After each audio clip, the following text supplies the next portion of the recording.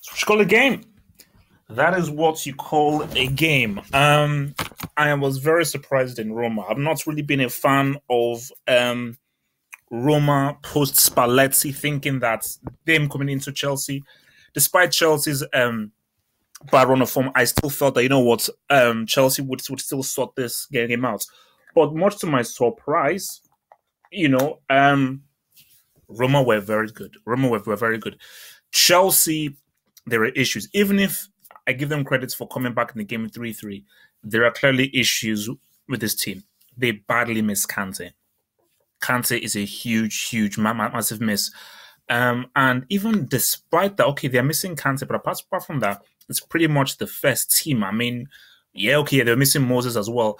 But I just think that for Chelsea, especially for most of the game, I was just shocked by how easy Roma found it. The lack of pressing, lack of good tackles, and the ease with people like Perotti was just weaving through, getting past players. There was hardly any muscle, hardly any physicality, and it was just too easy for Roma just to take their time and find all of their passes. Because I think, especially for a Conte team, you would think that they're far better drilled and they're much more solid, but you just do not see that solidity. So there's definitely something. Chelsea missing a steal. There was definitely a steal that you saw from them last season, and you're not seeing it from them again this season. Again, for Hazard, look, man, he did what he did. He didn't have the greatest game, but he had a very effective game. And I think for Morata, it's just good to see Morata there because he just really gives them that presence that they need. But for Roma, no, I was very impressed with Roma. And look, man, Dzeko, I'm putting in his papers right now. Dzeko is officially expelled from the Brick Academy because I can't give him a suspension. When you score a G like that and you double up, I'm like, you know what? That's it. That is worth be completely exunted from the Brick Academy because look, that was a superb strike. Because I could see it coming in, but I was thinking to myself that is he going to connect? Can a Brick really connect with that shot?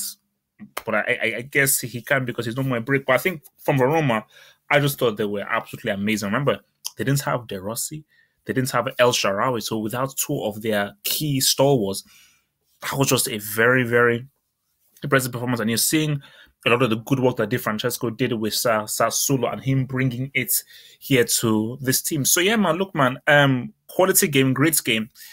I thought overall, over 90 minutes, Roma with the better team. Chelsea, very, very disappointing. There is something wrong there. And I think you can say I don't even think it's really a formation thing. I just think I'm looking at that midfield. And again, for Bakayoko, maybe does Bakayoko need Kante in there? Fabregas, we know that he's not a tackler, but still, if you're in the midfield, you're required to tackle, you're required to be physical, you're required to really track players. And Roma completely, totally won that midfield battle, and that helped them and gave them a foundation to really cause Chelsea a lot of issues. And Roma could have had a lot more G. Trust me, they scored 3 Gs, but they could have easily had 4 or 5 Gs because they had 2 or 3 crazy, amazing opportunities. I almost forgot it. David Luiz's G was flipping off the wall. So it's all as well. And I think it's all set up for this to be like a very, very interesting finish to this Champions League group because they now have to go to Rome. And I think that Chelsea, the way they are playing, I think I'm going to have to tip Roma to probably win that. So maybe it's going to be a draw again. But I think Atletico, knowing they have to win, they're going to really cause Chelsea some issues at the bridge if Chelsea still have Kante missing and they do not really improve on their performance.